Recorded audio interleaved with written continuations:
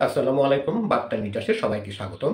সংবিধান পরিবর্তন না হওয়া পর্যন্ত আগের পদ্ধতিতেই নির্বাচন হবে সিইসি।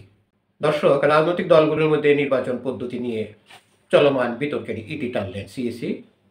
প্রধান নির্বাচন commissioner CEC AMM Nasir Uddin বলেছেন, সংবিধান পরিবর্তন না হওয়া পর্যন্ত আগে যে পদ্ধতিতে নির্বাচন অনুষ্ঠিত হয়েছে সেই পদ্ধতিতেই নির্বাচন অনুষ্ঠিত হবে।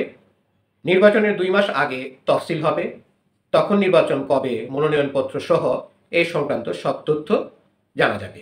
শনিবার ২৬শে জুলাই সকালে খুলনার আঞ্চলিক নির্বাচন কর্মকর্তার সভাকক্ষে ত্রয়োদশ জাতীয় সংসদ নির্বাচন উপলক্ষে খুলনা অঞ্চলের নির্বাচন কর্মকর্তাদের সঙ্গে মত বিনিময় পূর্বে তিনি সাংবাদিকদের এসব কথা বলেন।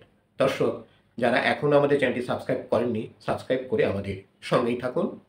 সিইসি এএমএম নাসির উদ্দিন বলেন, বহুবিধ ও নিত্য নতুন চ্যালেঞ্জের মধ্যে দিয়ে আমরা এগিয়ে যাচ্ছি। সোশ্যাল মিডিয়ার ভুল তথ্য ও অপতথ্য ছড়ানো ও এআই এর অপব্যবহার আগামী নির্বাচনে একটি বড় চ্যালেঞ্জ হিসেবে দেখছে নির্বাচন কমিশন। এটাকে মডার্ন যুগের মডার্ন থ্রেট মনে করছে নির্বাচন কমিশন। নির্বাচন নিয়ে মানুষের আস্থা ফিরিয়ে আনা ও ভোট কেন্দ্রে মানুষকে আনাও একটা বড় চ্যালেঞ্জ হয়ে দাঁড়িয়েছে। এজন্য তিনি সাংবাদিকদের সহযোগিতা কামনা করেন। তিনি বলেন, সবার সহযোগিতা আমরা জাতিকে একটি ভালো নির্বাচন উপহার দিতে চাই এবং এটা আমাদের দায়িত্ব ও কর্তব্য।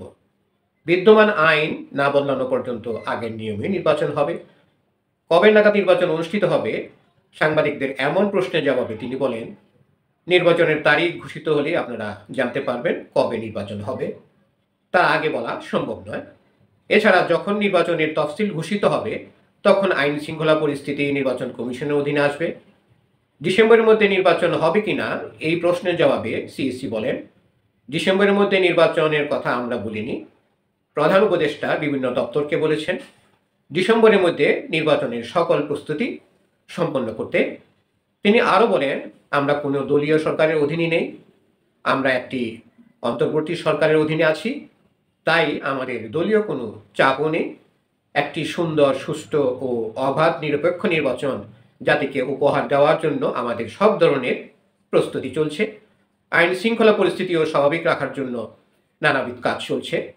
এ সময় আঞ্চলিক নির্বাচন কর্মকর্তা ফয়সাল কাদের, জেলা সিনিয়র নির্বাচন কর্মকর্তা বেনজির আহমেদ, ফরাজি সহ বিভিন্ন পর্যায়ের নির্বাচন সংশ্লিষ্ট কর্মকর্তারা উপস্থিত ছিলেন। পরে তিনি তাদের সঙ্গে আনুষ্ঠানিক মত বিনিময় করেন। ধন্যবাদ সবাইকে আমাদের সাথে থাকার জন্য। যারা এখনও আমাদের চ্যানেলটি সাবস্ক্রাইব করেননি, সাবস্ক্রাইব করে আমাদের সঙ্গেই থাকুন।